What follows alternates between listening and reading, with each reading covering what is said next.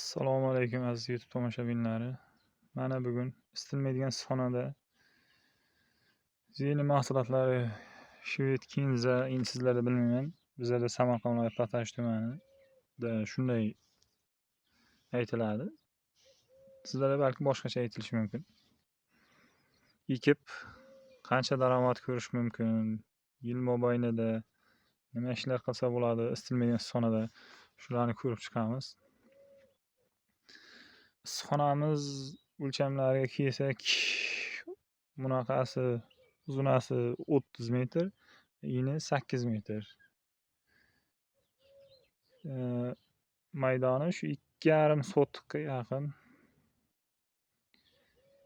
240 shu atrofda, kvadrati 240 kvadrat yer maydoniga ega issiqxonamiz. Endi bu zelinlarga kelayotgan bo'lsak, jichchagina siyrakroq sevibmiz hozirroq. Endi shu yog'i ham bo'ladi. Hozir 2026-yil 21-may sanasiga bizda zelin narxlari Shved Kinza bog'i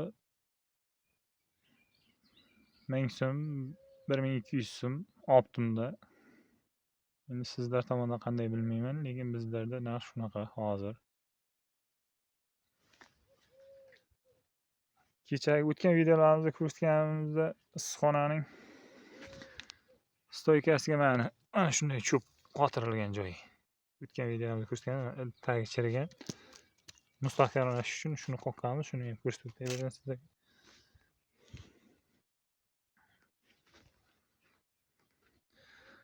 Daromad qilsa bo'ladi. Bizlar masalan shu maydondagi 2 sotik atrofidagi maydondagi zelinlarni vaqt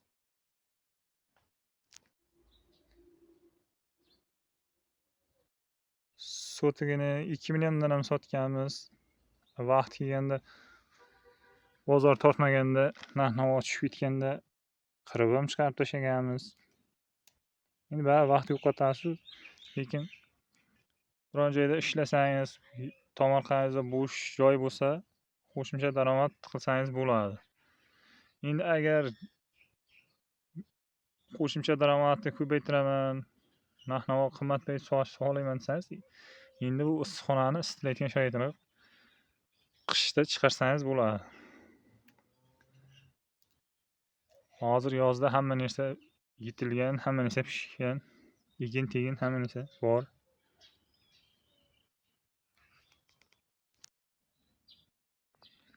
Hozir bu joyga pomidor yo bodring ekamiz ham bo'lardi. Lekin bodring keyingi issiqxonamiz, bundan keyingi issiqxonamizda bodring bor. Unga zang tushib ancha xastalanib qolgan. Endi bu Kinza Shvedni bir foydali tomoni kasallanish kam. Kasalliklar tez bartaraf qilsa bo'ladi. Mehnati kam, o'tash kerak. 2 marta o'taladi, shu bilan tayyor.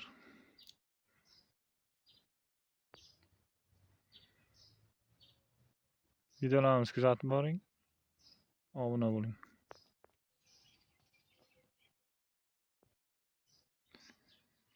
Keyingi videolarimizda narigi issiqxonadagi bodringlar ahvolini ko'rsatamiz. Ular ancha charchagan, zang tushib, kasallanib qolgan. Dori sepdi-ku, lekin ta'siri bo'lmadi. Ba'zi ishlar bilan qolib ketdi. Shuning uchun kam mehnat talab qiladigan ekin-teginlarni yesa, o'zingiz uchun ham qulay, yana o'zingiz ishingiz bilan shug'ullanaverasiz. Sug'orishini, dorisini vaqtida bersangiz, hamma narsa ham bo'laveradi. Hamma narsaga mehnat kerak.